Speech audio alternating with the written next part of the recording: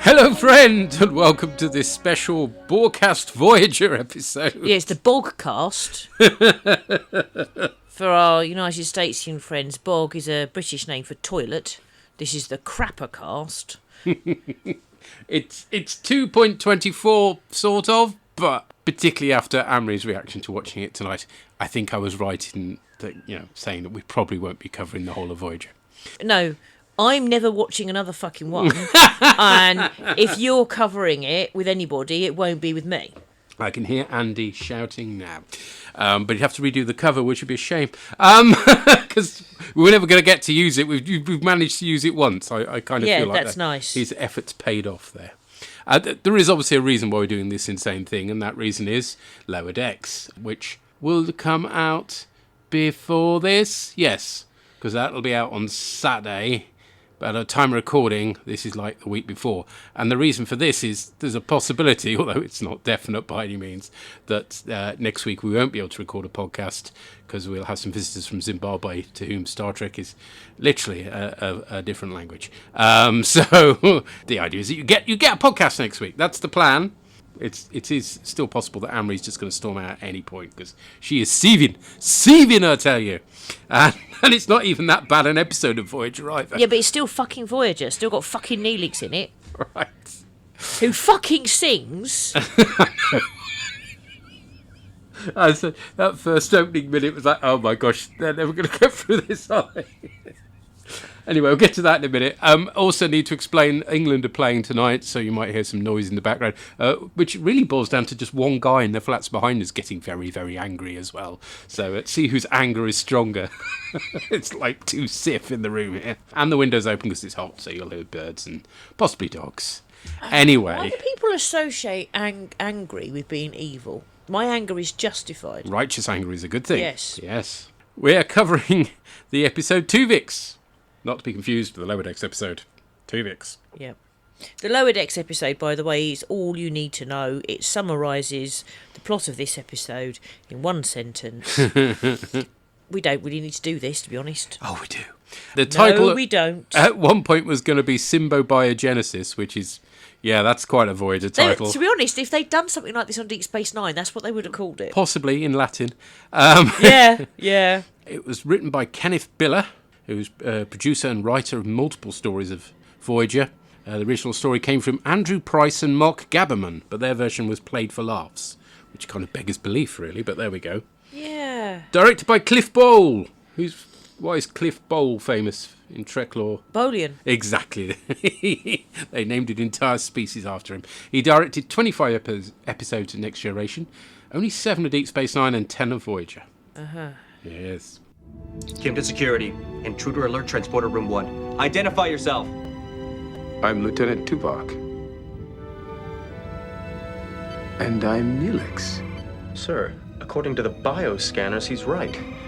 Somehow their patterns have merged.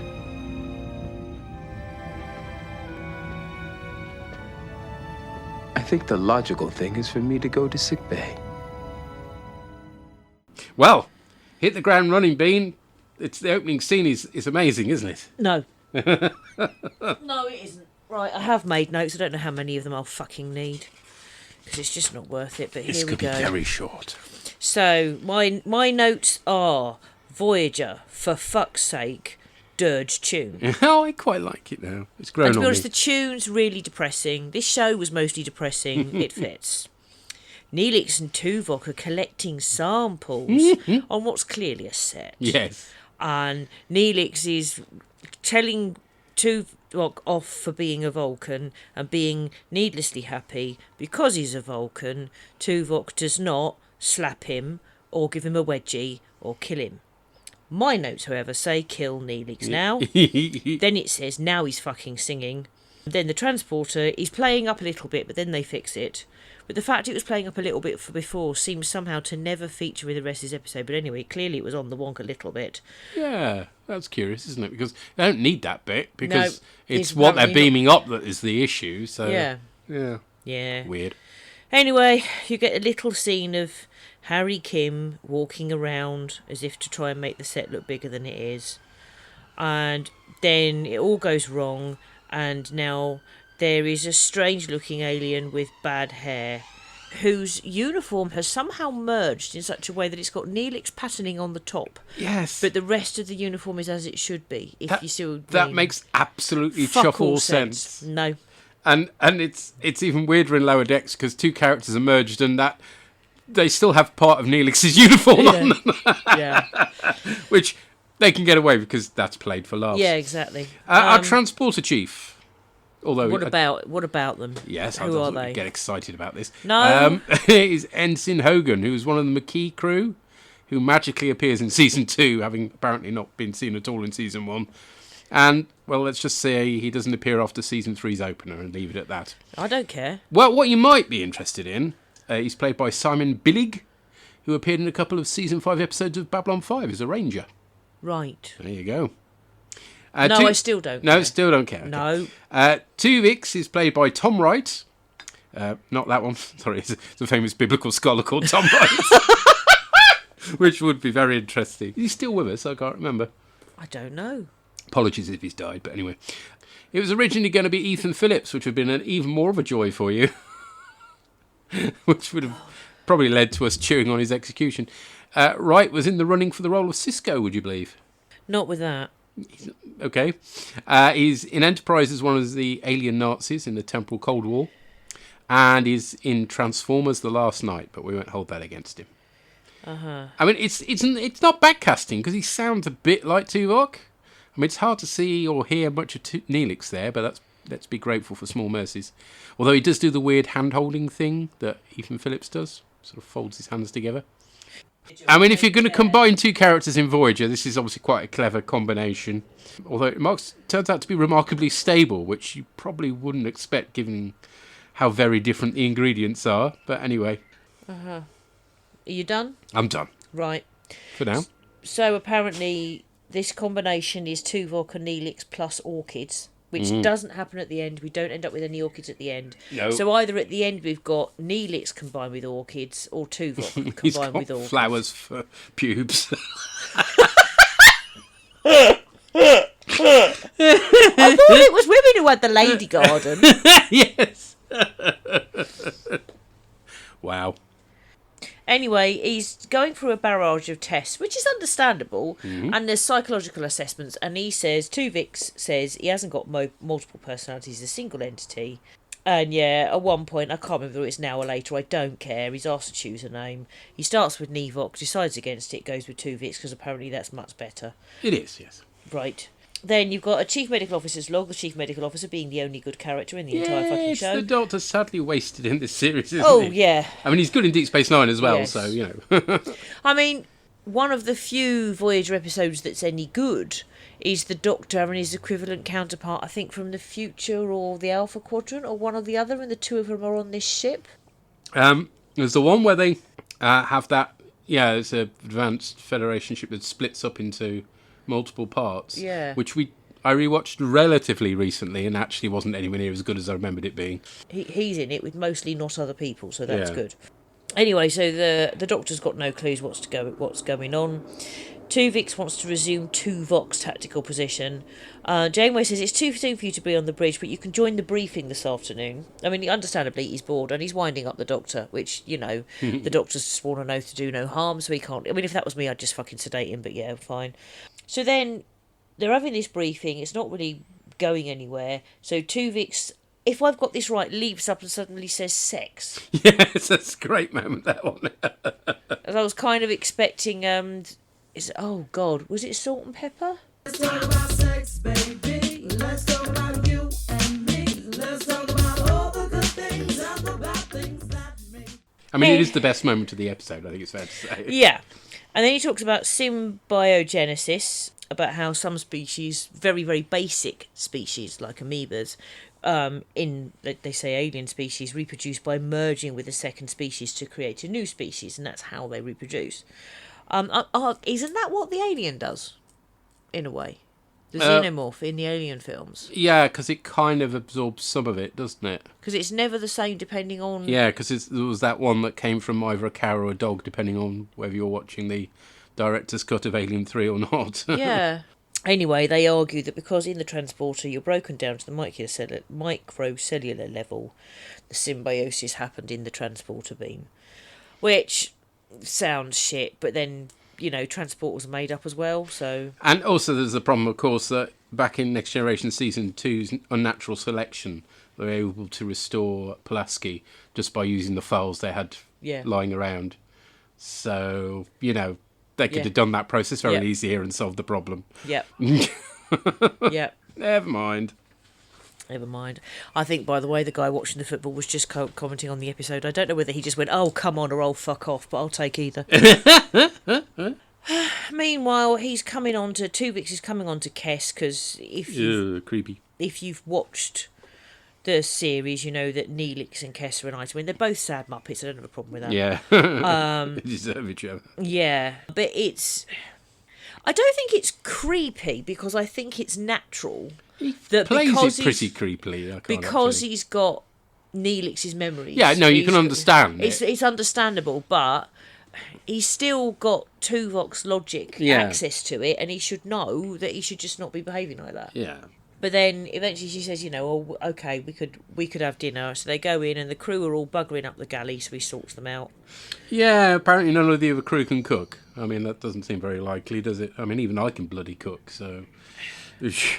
I think the problem is that there's too many of them trying to cook at the same time. Literally too many cooks. But yeah. Because nobody thought to maybe create a rota. Exactly. Oh dear. So yeoman is a sexist term because it's got the word man in it, and you clearly don't need a penis to do the job. But what would the equivalent of a yeoman be? Because a yeoman is an administrator in the original series. That's clearly what they're lacking, is an administrator. Yeah, don't know. We don't have yeomans beyond the original series, do we? So, no. Yeah, I don't know if they're still a thing presumably they were a thing in the Navy, were they? Well, they might have been in the US Navy, whether they were in the UK Navy. I don't know. Whether they still have them. Hang on, Google again.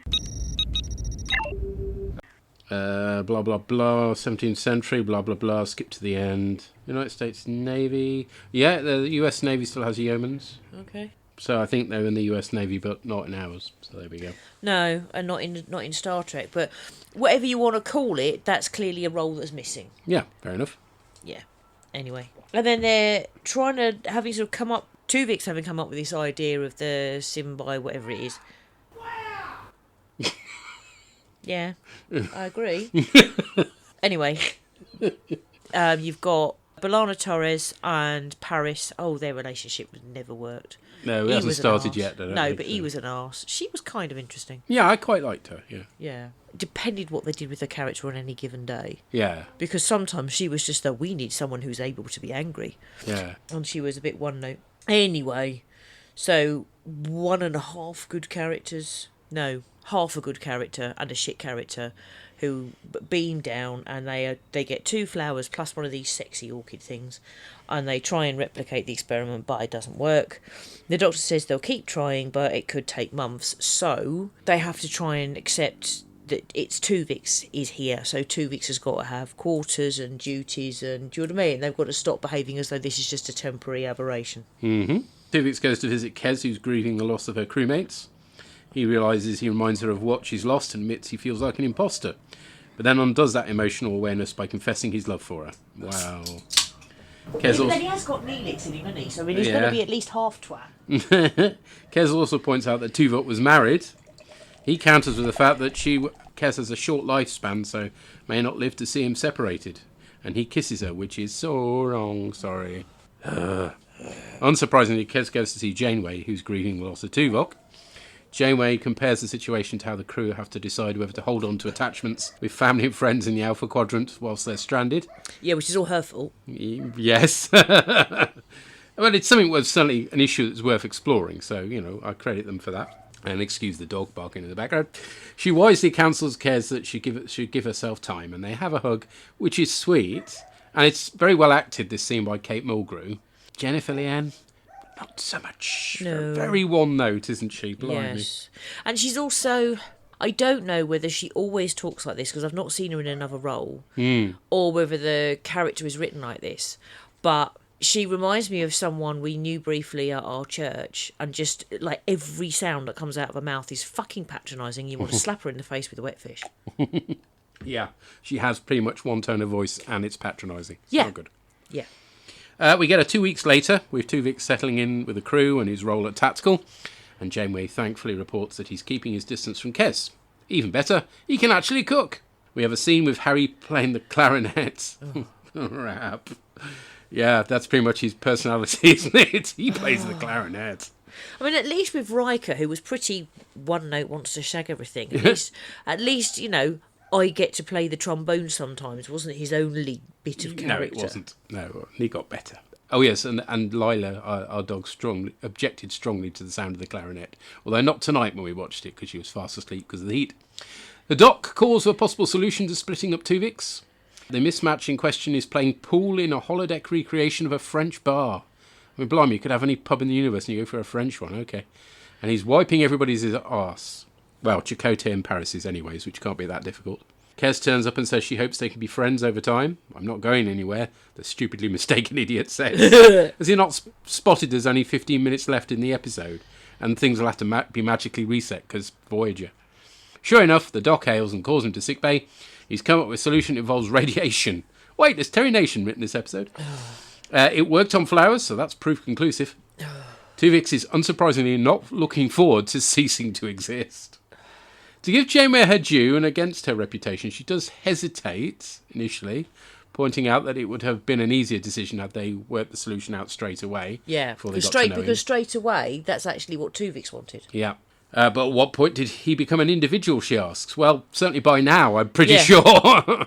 Tuvix enters and points out that this should be his decision, but she pulls rank on his existential opinion, which can't be right, surely. No. Consider Tuvok and Neelix, their families and friends, she asks. Consider my ruddy life, he rightly says. Yeah. Plus, he's currently the living one and they're not. I mean, you can't fault his logic. No. Unless you're Janeway. Yeah. They'd sacrifice themselves for another, she points out. Well, the obvious retort is they have, and now we've got Tuvix in his life to consider. Originally, Tuvix was going to realise that he should sacrifice himself to bring the other two back, but that stretched believability somewhat, Yeah. even if it gives a less murderous outcome to what we got. He goes to see Kes, who goes to see Janeway on his behalf, but admits to the captain that she can't actually fight his corner. I mean, it does feel a tad manipulative, but he certainly chose the wrong person to speak up for him. Well, it was probably an instinct to do that, but what she should have done is said, I can't, you need to find someone else to speak up for you. I presume there are other Vulcans on the crew. That would have been my go-to. Oh, there's definitely at least one, isn't there? Yes. Although, is he still there? Yeah, I think he's still around at this point, so yeah. I mean, it's not the greatest acting performance by Jennifer Lien, which doesn't help. Tuvix goes to the bridge to resume his duties, and to give him his due, Chakotay allows him to do so. He hasn't got the final decision to make, though. Exiting a manky green ready room. Oh, it looks like a public toilet. It's awful. It's sort of that horrible avocado green that bathrooms often were in the 70s. Yeah. I can't remember if I ranted about this ready room or not when I did it on the derelict, but I should have done. She says she wants to speak to Tuvix and orders him to go with her and call security. In a panic, he accuses her of murder, and he's right. He says he's sorry that they will have to live with their decision, although given there's less than 5 minutes left before the end of the episode, that ain't going to bother them for long. He forgives them, which is sweet, and should have troubled them a little more than it does. Yeah. The Doc points out that he can't perform the procedure without violating his hippopotamus oath. Yep. Again, that should make them realise they're doing the wrong thing, really, shouldn't it? But at least he has a conscience. Yes, well, ironically, and the others don't. Janeway certainly isn't bothered and goes ahead and murders him. Wow. Bizarrely, the transporter brings Neelix back in a Starfleet uniform. With no evidence of anything that he was wearing or the flowers. No. No. It's good to have you back, the murderous captain says as she marches off looking like she might just realise she's done the wrong thing. But hey, this will never be mentioned again. Well, until Lower Decks anyway. Yeah. The thing is as well, where they're like, we think we know something's worse. It's not just that they're murdering Tuvix to try and bring back two people who should have been recorded dead, but they might get no one. This is not anything they've tried before, apart from on flowers. I'm sorry, that's not enough. No. So it's not like... So you've definitely got one person alive, you're risking it to try and regain two people who are technically dead at this point. Yeah. And so you might have there's a very real How did risk. they end up with this as a solution? I can't work it out, really. No, I mean, I think it would be different if they... Had it been Cisco, I mean, you would bet that Cisco would have I gone, can live murder with him. Yeah, exactly. I can live with it. And Garak would somehow have done it. Yes. Or, done it for him, even though Cisco hadn't directly asked for it. Yeah. But I think if it's one of those things where they found something, they discovered something, and then because of whatever it was they discovered, they can do a thing they already know about, it would still be the wrong thing to do, but at least they would know that they would get the two people back. Yeah. Because this is so unknown. There is a genuine, very real risk that is not really raised, I think, at all. But in the episode, that they end up with no one. Yeah.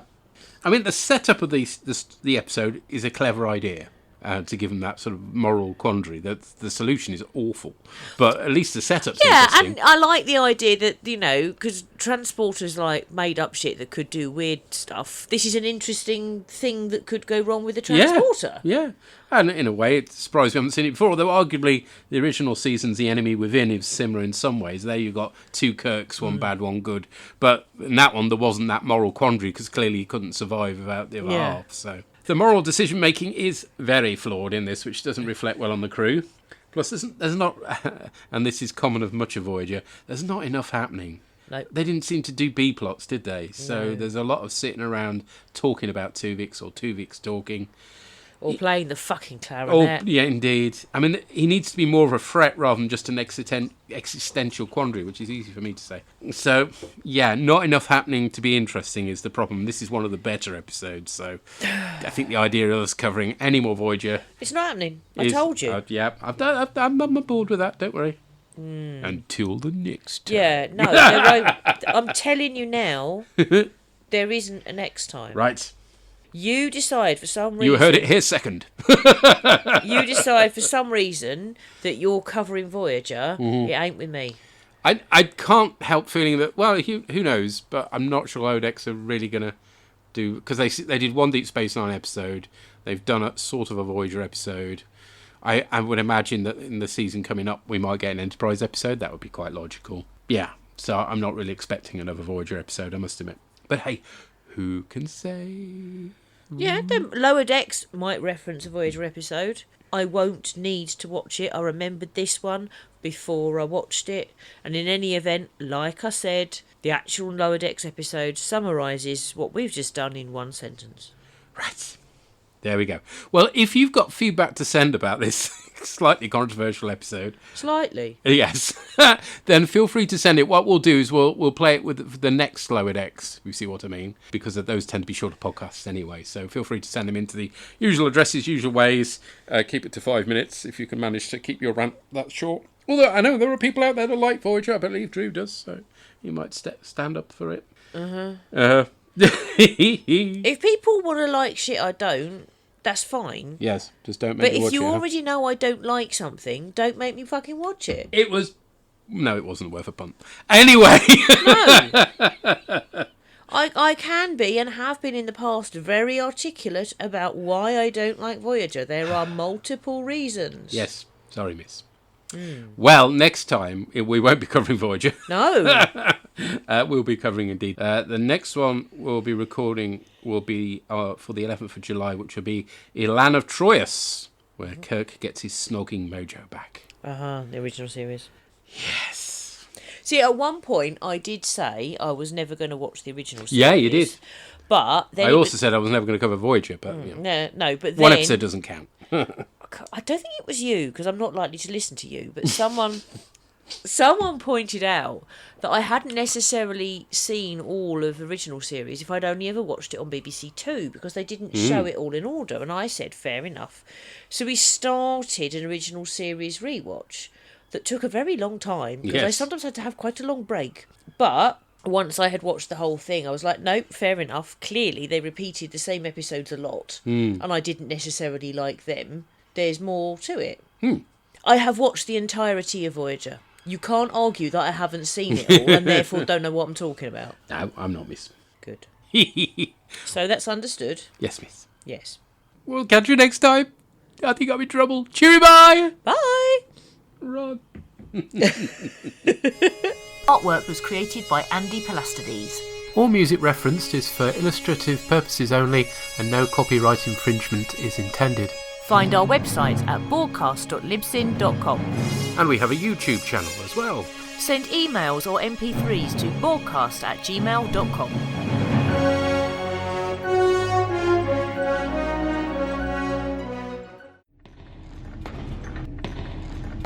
Shut it down!